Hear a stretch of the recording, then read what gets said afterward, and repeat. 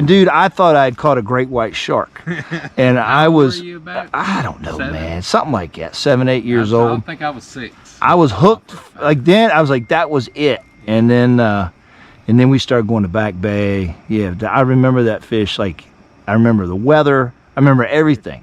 We was at the lake and I caught mine. What you remember? It was a yellow and orange top bobber on a minnow that Dad took us around the old cattle farm, and he'd take a minnow net and we'd run up the creek and Dad would chunk that minnow net around. He'd chunk it up in the back, and then man, they were the prettiest minnows. They had little orange fins on them. We'd fill them up in that bucket below. Me and my brother, we were so happy, man. We were going fishing. But the chores and shit were done. Yeah. It was time to go fishing, man. We'd go over to the lake and watch that old bar, throw it out there just past the willow grass. W.D. Harris says we throw it just past the willow grass. Sometimes a catfish, but most times it was a freaking 2 to 4 pound bass that Dad said let that bobber go, boys. Yeah. It was on. Jitterbugs. You remember something? Jitterbugs, right? Those things still work. We did nothing but live bait. Nothing but live bait. We fished a lot of live bait, We would go too. get minnows, we'd go get lizards. Yeah. That was before they outlawed being able to fish with live lizards. Because you couldn't sell them. Because we used to get them and sell them. You know, after it rained, we'd go look for them orange ones. Oh. And we weighed that thing in the summertime. Catch jackfish, creek chubs, sunfish, green, all kind of. Just and we'd be throwing a what did we use? A red and white daredevil. That's what we throw, and catching them jackfish, chain pecker up in the creek. I remember that. That, and then we'd throw them little small panther martins. Nothing better than panther martin. Man, yep. That's some of the greatest times of my life, really. Yeah. With Dad, and we'd hit them deep holes. Dad said, "Put your pole in your mouth and hold on to it," and we'd swim the deep holes. Yep. Good we times, were small man. then, you know. Good times. And I was always chunky, so I floated good. I'd float on through, Jack. Jeff, I won't be able to put any of this on video. What in the world is this place? Dude, this place is... So, when we first got here, we had to park over there at the other house. There's some type of religious gathering here. A religious gathering? I think it's like Buddhism or something. So we're in a Buddhist camp? It's like spiritual, some type of spiritual retreat. So... There was a gentleman came out here and he was leading like the little spiritual guidance session. Well, there's Buddhist. Is that a Buddha? Yeah, I think it's like there's books on Buddhism in the house, so I just, made the association. Yeah, it's a Buddhist. So just. Yeah, let me see this. I don't know what these things are called because I don't practice. Who booked this place? Was it you? Griff. A Yerk. Yeah, Yerk. Is there somebody in this one? No, I don't think so. Have you been in it? I have not. There's no keys, you don't lock the door. Grandmother's yurt. Yeah. Man, look at this thing. So it's a round house. Oh, wow. Huh. Well. Yeah. Smells bad. It does. We're at the Buddhist camp. Hey, so we're out fishing, sitting there. I think me, Griff, so it's 2 boats, Griff and Steven in his boat, me and Victor, and fishing. Guy and girl out there paddleboarding. Yeah. She just stops, sits down, throws a big hooter. She wasn't worried about it, was she? After that, she wasn't paddling fast. I said, "Hey, it's all good." Yeah, it's not. I see you video one. It's supposed to be. What's going on, guys? How are y'all? Chrissy Adams rolls up. At the Buddhist camp. I'm like, what in the world are we doing here? Well, there was some sacrificial events going on the other night. So. I told Jeff we got to get in that circle and pray for fish. Is what we need to do. We need to go then. You see, I told Griffin what we have always creepy places. We got a monkey house. I know it. Something about a high rock. It's the monkey house and now the Buddhist camp. Hey, wow. You know that top part? That's an orphanage. It's a what? Orphanage. It's an orphanage. Really? You Okay. got one side have 12 beds, the other side have 12 beds. Okay. Wow. How you been, man? Hey, man. All Good right, to see man. you. Yes, sir. Yeah. Good to see you, Vic, my man. Your boy in there He dying. said he was sick, yeah. He's dying. Really sick, yeah. Dude, he looked like a dad. Yeah. He's got free medical. No, I've had that conversation. Have you? What's going on, guys? Good to see you. What's up, buddy? Yeah, Good to see you, man. He's Yeah. losing his voice right now. Is he? Yeah, he's at that stage. Wow. Vic makes it like Burke Whip. I like that shirt. Thank you.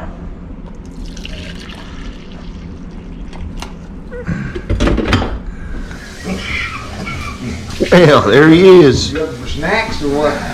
He come out there with a big bag of food and wanted a sandwich and had a big bite out of it.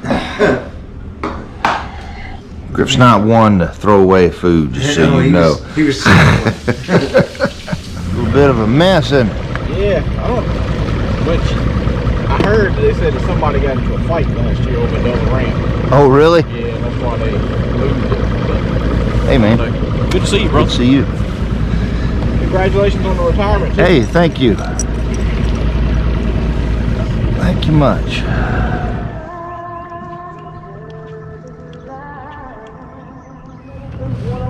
Launches, buddy, launches.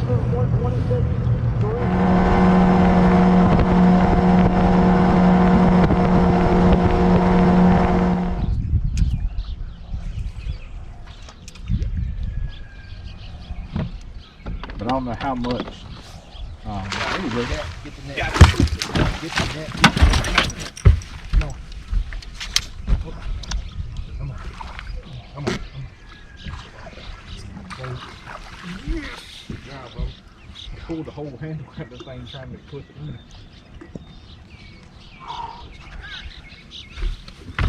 Good job.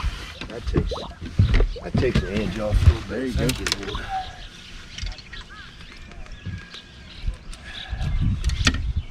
He's a keeper, ain't he? It looks like it. Oh yeah, I'm sure he's a keeper. He's a good 2.5. I don't know. What, 14? Yeah.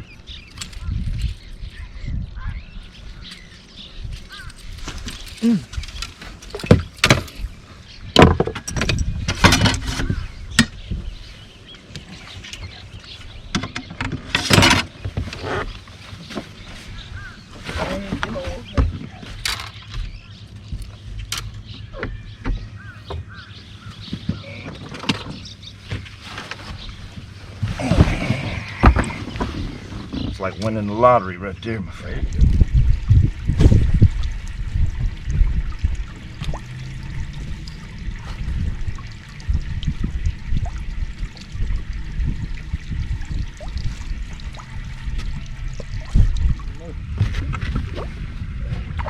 He's little. I don't know if he'll keep or not. I can see that, but he was not 14. You know some fish here. Yeah.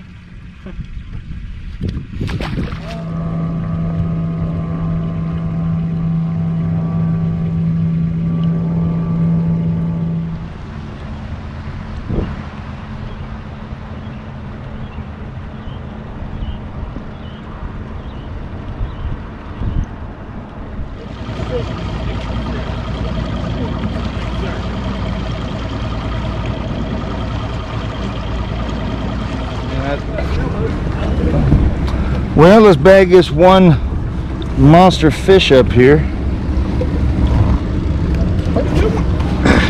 Well, he's better than a 14-inch, that's for sure.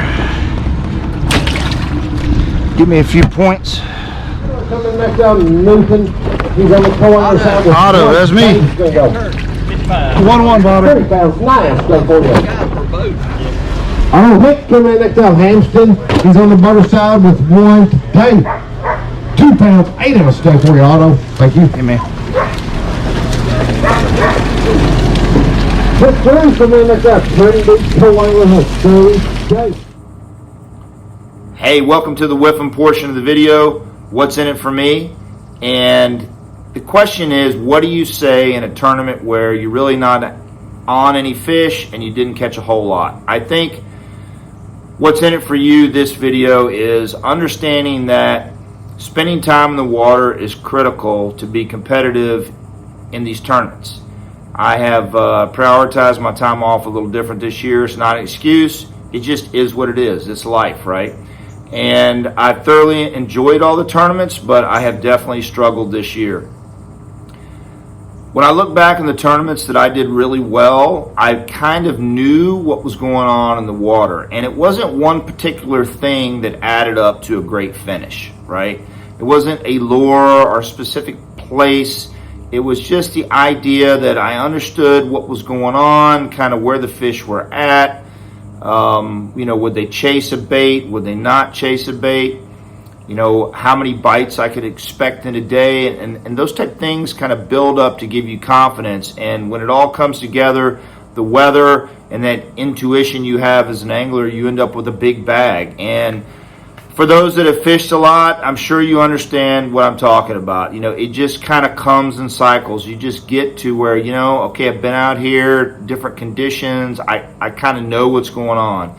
And you intuitively know where to go all day, right? And those are the things that turn into a big tournament, not necessarily the quick shortcuts and stuff that I think a lot of people are looking for these days. And it's reflective in my fishing. I haven't spent a lot of time in the water. I've been fishing a lot of history, and I managed to catch a few fish. I think I'm sitting in maybe 50th right now in the standings. I would like to be a lot better. But I'm going to keep fishing, right? I enjoy it. I'm going to keep doing it, and we'll see what happens. I hope you've enjoyed these videos. It's kind of a log of me and my buddies, and there's some pretty good characters in there. The rest of the crew is doing really well this year. Some of the guys have gotten multiple checks, and they're catching good bags of fish, and things are really coming together for them, and I'm so happy for them. And I'm hoping maybe I can turn something around the James River. I love fishing that place, and I'm looking forward to that tournament. The last thing I want to say is have a lot of comments about guys saying, hey, I'm thinking about starting a YouTube channel. And one thing I will say to you, it's not necessarily about I don't want people to see where I'm fishing, or I don't want people to see what bait I'm using. Really, you have to be able to get it right in your mind while you're doing these videos. If it's about you and it's about kind of highlighting how competitive you are in these tournaments, I think that's great. But you're going to have some hard times in that when you don't do well, it's going to be really hard for you to make these videos. And for me, I think what's kept me going forward on this YouTube channel, the ups and downs or the highs and lows of catching fish is it's just never been about me, right? It's been about capturing all the moments and the good times with my friends and being able to look back and enjoy those moments, right? And I think that's, the main driver for me. I know it is. And I'm going to keep doing these videos, and I'm going to keep fishing. And for all of you that's followed me and the crew, I really appreciate it. And we'll move on to the next tournament. So I hope everybody's having a great summer. And for now, out here.